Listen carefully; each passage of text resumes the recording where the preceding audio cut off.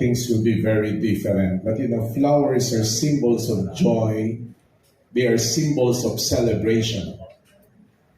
Siguro halos lahat ng lumapit natin sa kanya, sasabihin parang natutulog lang siya. Pero hindi po siya natutulog. Patay siya. Sometimes I find it unhealthy to see flowers and food in the wake. Is this a form of escapism from the suffering caused by death? That would say you are nothing. That would say life is a failure. That would say life is absurd. Katatapos pa lang ni tatay, sunod si nanay. But we people who believe in the resurrection prove that death's position is wrong. Jesus is right because our Lord conquered even death. Our Lord conquered even the sum of all our fears. Now I found the answer why we put flowers, why we prepare good food, why we set the atmosphere of the wake in a festive mood. Not to escape from death, but to tell in front of death, hey death, you can never destroy our reason to celebrate because we have a God who is more powerful than you. There is a joy that can never be destroyed, and that is the joy in the Lord. Even the prophet of the Old Testament would say, it is in rejoicing in the Lord that we find our strength.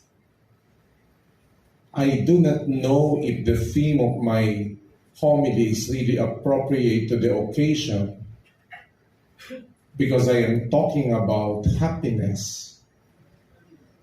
But Father, we need to cry. I came here also not to tell you, do not cry.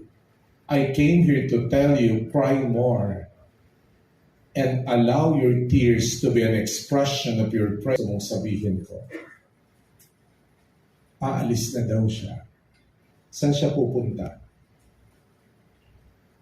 Saan? Sa heaven. I believe that though imperfect like us, Mother Lily decided to love. He decided to serve. She was not just a producer. Her life, especially in the oasis of love, she came there to be a servant.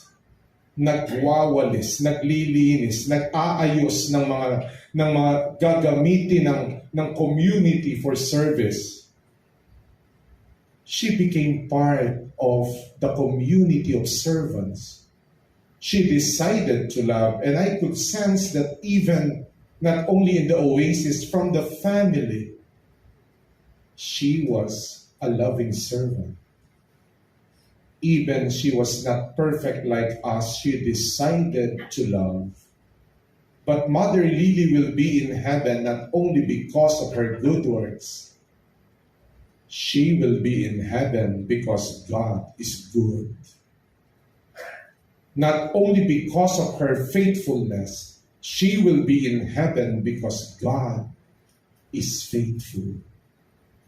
That's why what we celebrate at this time, the center is not Mother Lily. The center is about our God. Pupunta po siya sa langit. Sinong gustong makarating sa langit sa inyo? Pakitaas po ang kamay. Ngayon, Bakit bigla bumaba yung kamay ninyo? So, you know, I remember there was a young boy, a son of my classmate. Every time I see him, nosebleed ako sa earbleed.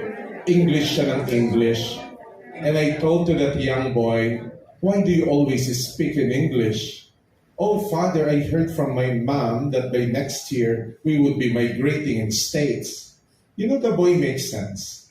Pupunta sila ng Amerika, ngayon pa lang nag-practice na ng English. Pagdating doon, okay na siya.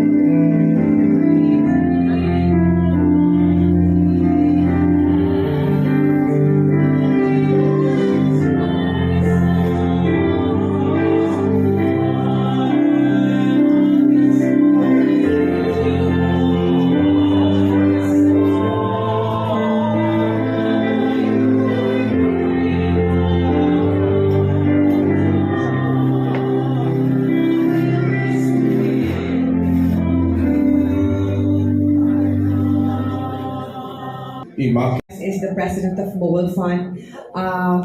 Nakikiramay po kami ng taus-puso at asahan niyo po na tuwing linggo sa aming misa kasama po si Mother Lily Monteverde sa pagdarasal. Mother Lily was not only a star maker. She didn't only bring actors and actresses to stardom, but she also brought souls to God. Kasi napakarami po niyang mga recollection, yung mga yung tawag na Life in the Spirit Seminar na sin-sponsor. So, napakarami po niyang artistang dinala sa Panginoon. And I don't know, maybe the family can continue this, but thank you.